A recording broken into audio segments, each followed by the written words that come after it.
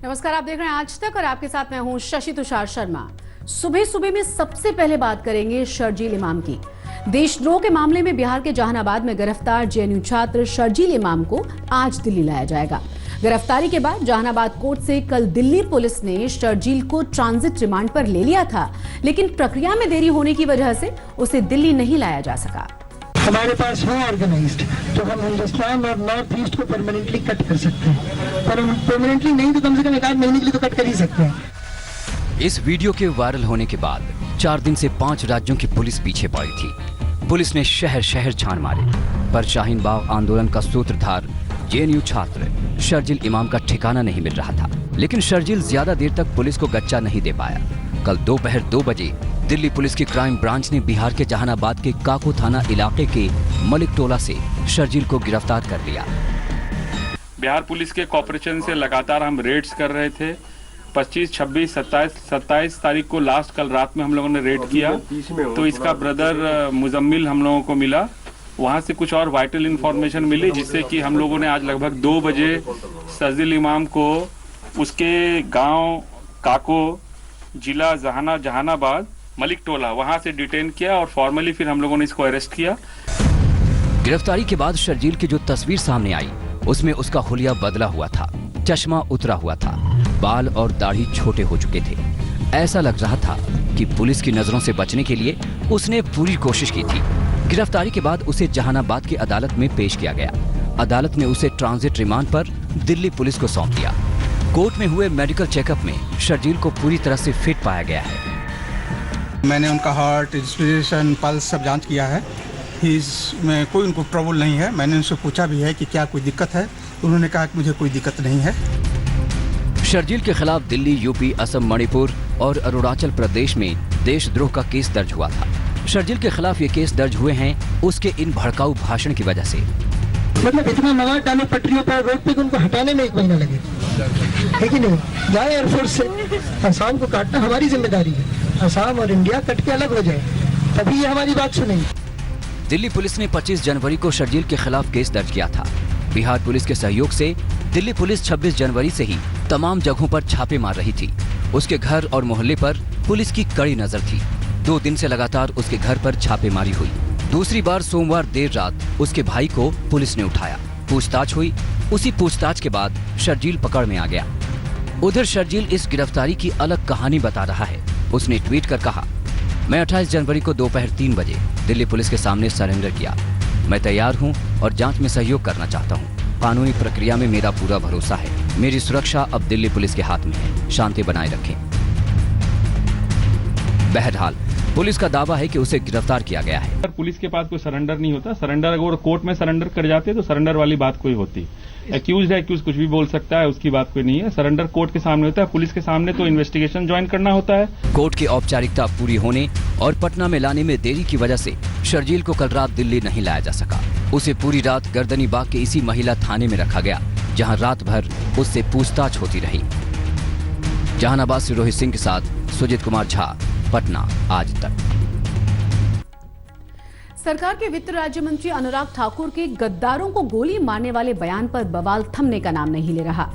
आज बारी AIMIM chief Asaduddin Owaisi की थी। ओवैसी ने अनुराग ठाकुर के बहाने सीधे प्रधानमंत्री पर निशाना साधा और वहीं उसी मंच पर उनके विधायक वारिस पठान भी विवादित बोलने से पीछे नहीं रहे। ये लड़ाई है उस मुल्क की खूबसूरती को बचाने के लिए। इस मुल्क की खूबसूरती को खत्म करने का काम अगर कोई बड़ी तेजी से कर रहा है तो मौजूदा वजीर आजम जनाब नरेंद्र मोदी कर रहे हैं। मुद्दा वही पुराना नागरिकता कानून का था, पर जमीन नहीं थी। हैदराबाद की जगह ओवैसी मुंबई में सरकार को ललकार रहे थे। एआईएमआईएम चीफ असदुद्दीन ओवैसी ने प्रधानमंत्री को खुली चुनौती दी। आइए 2 दाढ़ी वाले नागरिकता कानून पर ताल ठोंके।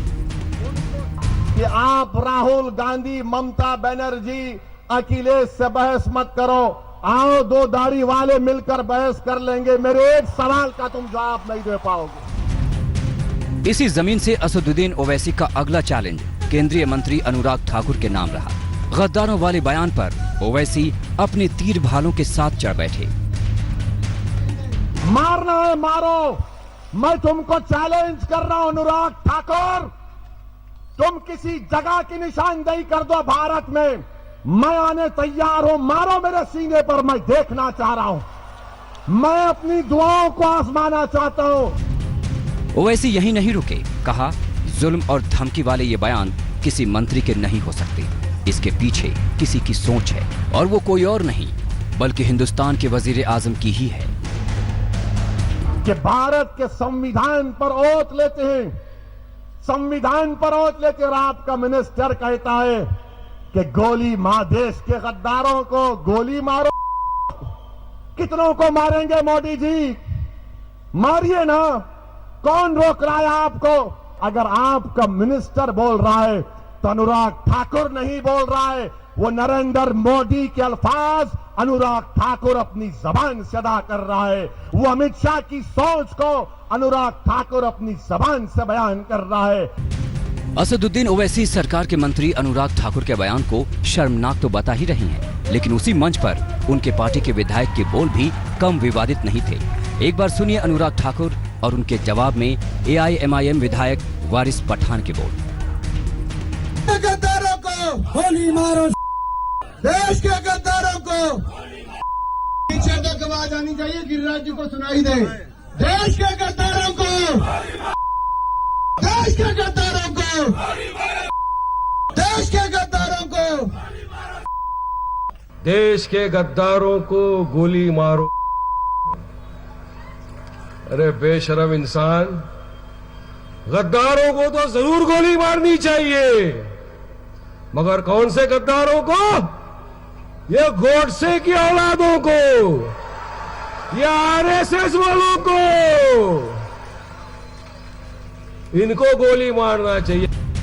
नागरिकता कानून के खिलाफ दोनों ओर से भड़काऊ और विवादित बयान बेरोक टोक जारी है। समाज में इसका क्या असर होगा, इसकी परवाह किसी को नहीं है। मुंबई से पंकज उपाध्याय के साथ आज तक ब्यूरो। देख रहे हैं सुबह सुबह और आपके साथ मैं हूं शशि तुषार शर्मा। खबर महाराष्ट्र से। महाराष्ट्र के मालेगांव में भीषण सड़क हादसे में 21 लोगों की जान चली गई है। कुएं में गिरी बस और ऑटो से जब लाशों को निकाला गया तो लोग सिहर उठे। ये तस्वीरें रोंगटे खड़े कर देने वाली हैं। एक कुएं में यात्रियों से भरी बस गिरी हुई है। बस का पिछला शीशा टूटा हुआ है। बस पूरी तरह से कुएं में लटकी है। बस के ऊपर कुछ लोग मौजूद हैं जो रेस्क्यू ऑपरेशन में लगे हैं। अचानक बस के अंदर हलचल होती है। बस के अंदर एक महिला यात्री दिखती है जो जिंदा और सुरक्षित है।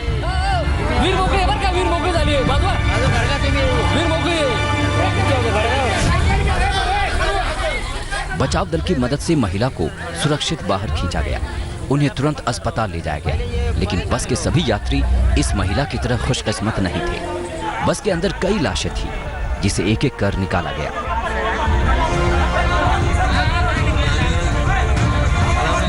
इस हादसे के गवाह बने लोग हैरान परेशान थे। उन्हें समझ नहीं आ रहा था कि कैसे यात्रियों से भरी एक बस सड़क से दूर कुएं में आ गिरी। बस कुएं में मोटी मोटी रस्सियों के सहारे लटकी है। कुएं में 20 फीट तक पानी भरा है। 10 फीट तक बस लटकी है।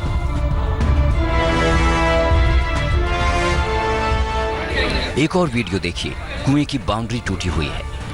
इसी बाउंड्री को तोड़कर ही पहले ऑटो रिक्शा फिर बस कुएं में गिरी। ऑटो रिक्शा का तो नामो निशान नहीं दिखा। बस को किसी तरह से लोगों ने रस्सी के सहारे पानी से बाहर निकाला।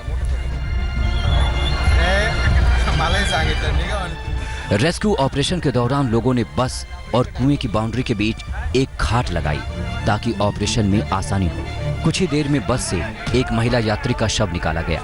ऐसे ही लाशें निकालने का सिलसिला चलता रहा। इस हादसे ने 20 से ज्यादा लोगों की जान ले ली। 18 लोगों को बस से सुरक्षित निकाला गया।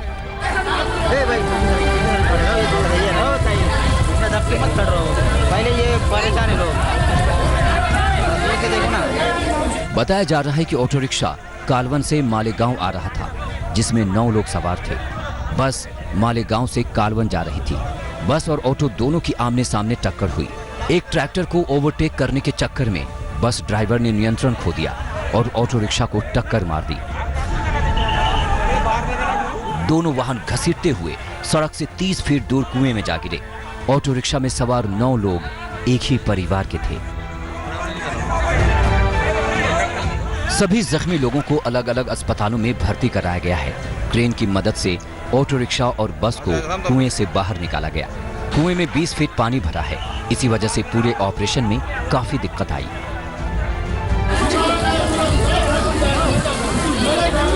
पंकज खेलकर, मालेगांव, आज तक। उत्तराखंड में ताजा बर्फबारी की वजह से काफी ठंड बढ़ गई है। उत्तराखंड के कई जिलों में आज स्कूल बंद हैं। हिमाचल और जम्मू कश्मीर में भी ताजा बर्फबारी से सर्दी का सितम लगातार बढ़ा हुआ है। पहाड़ी राज्यों में आज भी बारिश और बर्फबारी का अलर्ट है। पर नीचे बर्फ की दुनिया दिखाई दे रही है। बरसात में मशहूर पर्यटक स्थल औली पूरी तरह सफेद नजर आ रहा है। एक एक इंच जमीन बर्फ से ढकी है। बर्फबारी के साथ बारिश ने ठंड के प्रकोप को दोगुना कर दिया है। भीषण बर्फबारी की वजह से कई जगहों पर बिजली गुल हो गई है। मौसम की मार को देखते हुए आज चमोली जिले में सभी स्कूल बंद। उत्तराखंड के टिहरी गढ़वाल की तस्वीरें हैं। जहां कदम रखेंगे वहीं पूरी तरह से बर्फ से ढका है।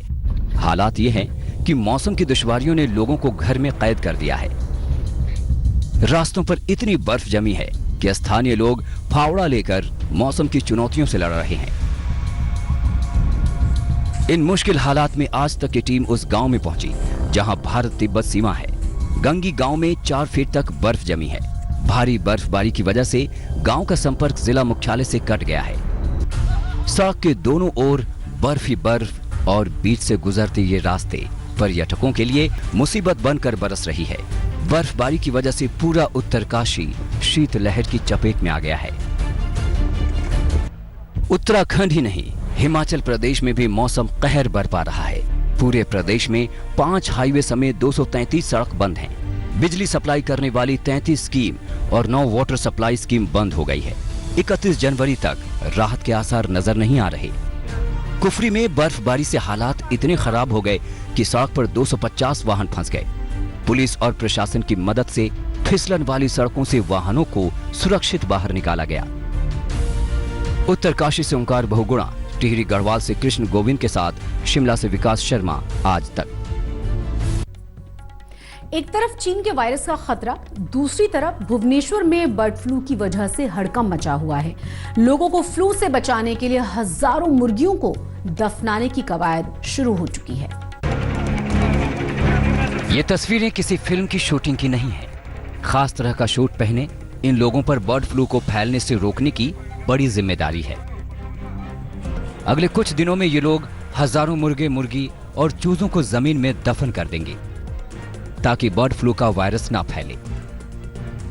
भुवनेश्वर स्थित कृषि विश्वविद्यालय के पोल्ट्री फार्म में बर्ड फ्लू फैलने की खबर के बाद से दहशत है। पोल्ट्री फार्म के 15,000 मुर्गे हैं जिनकी मौत तय है। विश्वविद्यालय के 1 किलोमीटर के इलाके को खतरनाक घोषित कर दिया गया है। इसके अलावा एक्सपर्ट की टीम यूनिवर्सिटी के आसपास के घरों में पल रही मुर्गियों को भी दफन करेगी। 10 किलोमीटर का दायरा अभी निगरानी में है।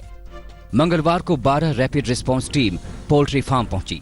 7 टीमें मुर्गियों को दफनाने में लगी हैं। 5 टीम घर घर जाकर जांच कर रही है। पोल्ट्री फार्म में मुर्गों की रहस्यमयी मौत के बाद सैंपल भोपाल लैब भेजे गए थे, जहां बर्ड फ्लू के संक्रमण की पुष्टि हुई। इसके बाद से भुवनेश्वर में सतर्कता बढ़ गई है। आपको बता दें कि बर्ड फ्लू संक्रमित पक्षियों से इंसानों में फैलता है। मनोज्ञा लोईवाल, भुवनेश्वर, आज तक। और यह खबर है बिहार से। बिहार के सहरसा में STET की परीक्षा के दौरान हंगामा मचा है।